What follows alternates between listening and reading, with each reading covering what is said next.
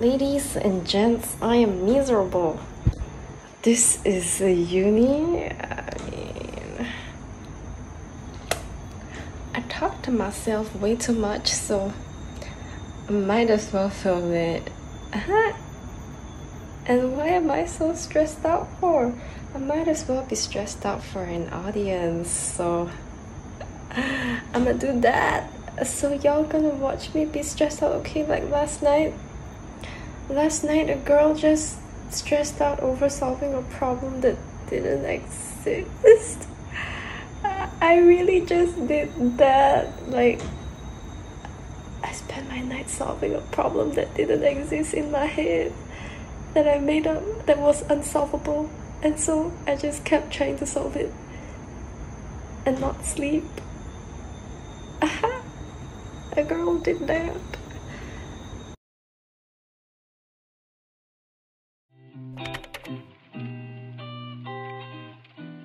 Hey guys, I'm Xing Wei. I'm a first year business analytics student at the National University of Singapore, and it's that time of the year again when students are getting their final year results and applying to universities.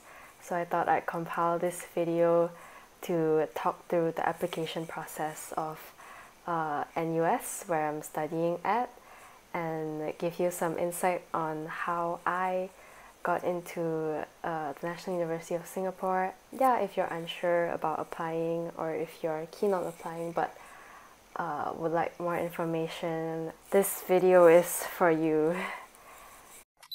A bit of background on my academic journey. I graduated with the Ontario Secondary School Diploma from Sunway College in Malaysia. I would say it's more of an unconventional qualification to have in NUS. The Singaporeans who graduate from junior college, they have A-levels qualifications, and those who graduate from polytechnic, they have a diploma.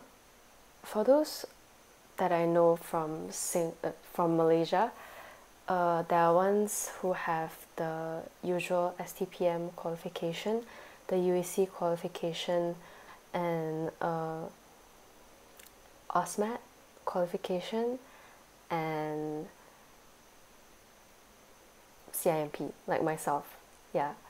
So for those from CIMP, on the website the requirement is 85% and above graduating average. Personally, me and my friends who came here with me, two of them, we graduated with an average of above 90%.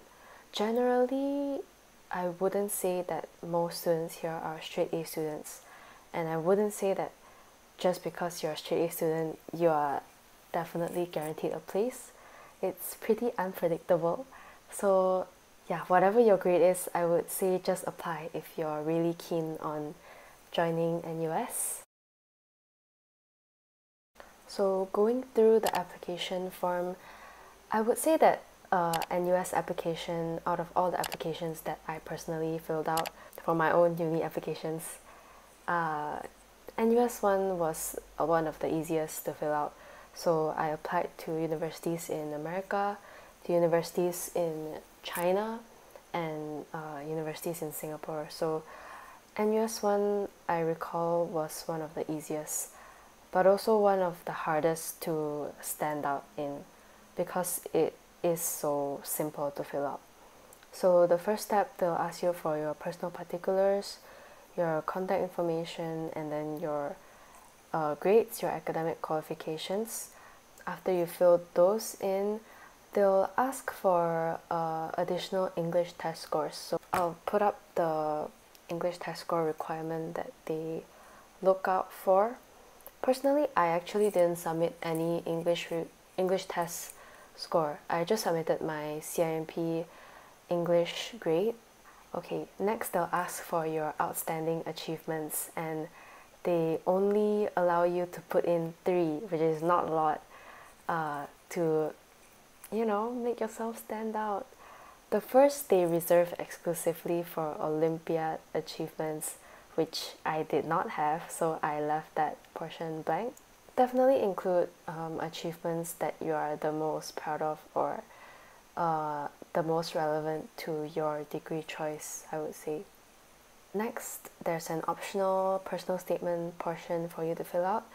I definitely recommend filling this portion out because, like I said, it's really a very short application and you need every chance you get to make yourself stand out from the crowd, because most people applying to NUS who think to apply to NUS anyway probably have pretty solid grades, so you'd want to make yourself stand out from the rest.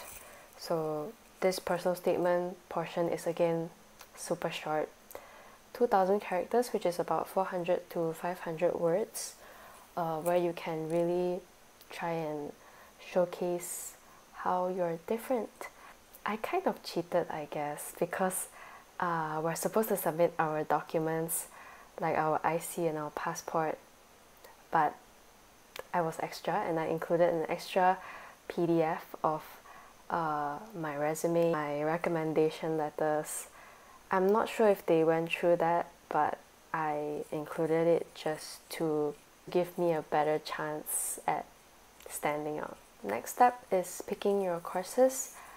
Definitely put in more than one choice, because that just gives you a better chance of securing a place even if you don't get your first degree choice.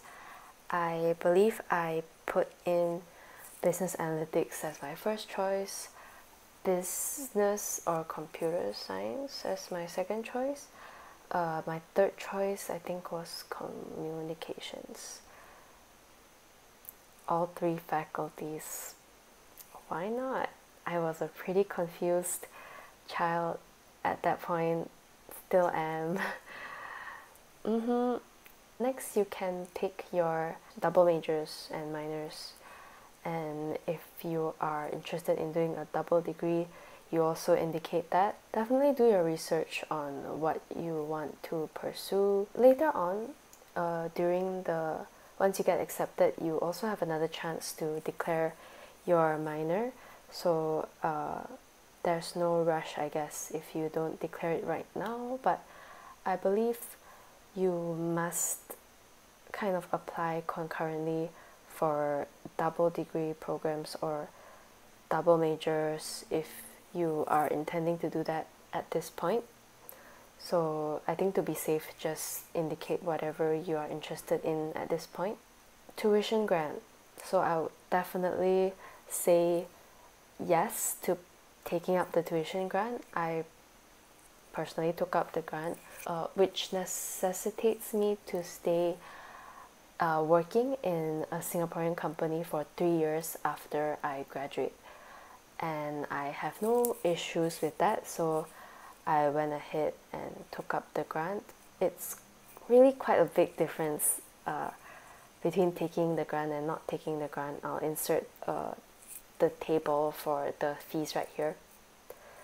Yeah, even if I don't really want to be in Singapore after graduating, the catch is really that it's to work for a Singaporean company. It could be a Singaporean registered company that I'm working for in Malaysia or Indonesia, and that's perfectly fine too. So I feel like it's really quite a flexible deal that's quite attractive. You should take it. Yeah. And most people who apply for this grant will get it. And yeah, that's pretty much it. You just have to pay your application fee of 20 Sing dollars. Oh, it's actually $10. Wow. Okay. That's really affordable, at least compared to the $75 that I remember having to pay for applying to the US. Huh.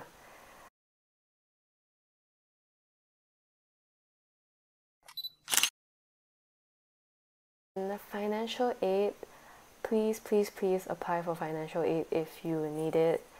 I applied for financial aid last minute, and I still managed to get quite a decent amount of my expenses covered. I think I got up to 5,000 Sing dollars worth of bursaries. the application for financial aid is quite tedious in the sense that you have to compile your parents' pension statement, your parents' last paycheck. Yeah, there was quite a bit that I had to submit, but I really think it's worth it and that you should do it too. Especially because NUS scholarships are only extended to Singaporean PRs and Singaporean citizens.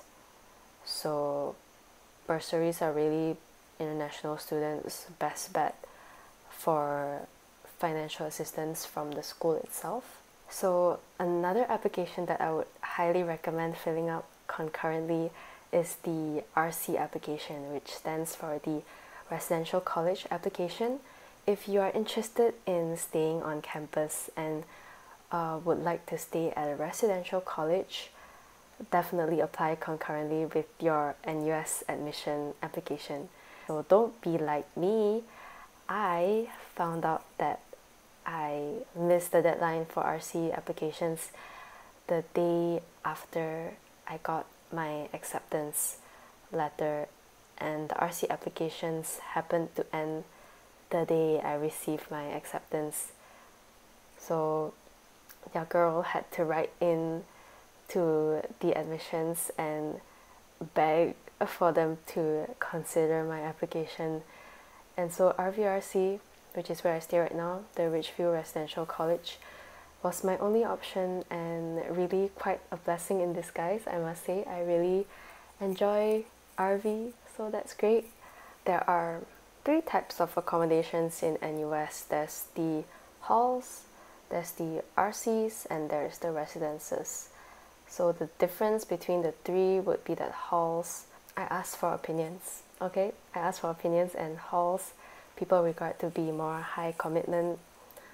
So all my hall friends have about like 8 or 7 or 8 extracurricular commitments, because they would need those points that they gather from being really active in the community to stay on for the second year of hall. But for RCs, you're guaranteed 2 years of your stay, and the requirement for you to stay on is to take up their academic curriculum. So what I've gathered from my friends, RCs are with people who are more academically driven, but personally I feel like that's okay, true to a certain extent, but it's easy for us to be more laid back, and for RVRC in particular, I feel like it's more comfortable to come back to RV. You don't feel any sense of intimidation or feeling like you need to fit in. That's my experience with RVRC, which I really appreciate and enjoy. So yeah, come to RV.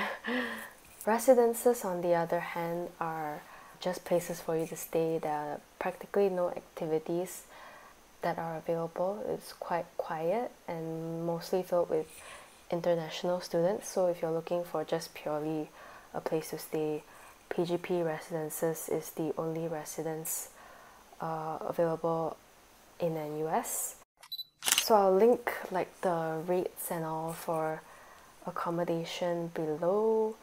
If you'd like me to do a more in-depth video on accommodation, I am happy to do that. Just let me know. Yeah, so for now I think that's it from me. Just ping me if you've got questions. And yeah, I hope all the best to you for your applications. Yeah, hopefully I see you in NUS if you decide to apply.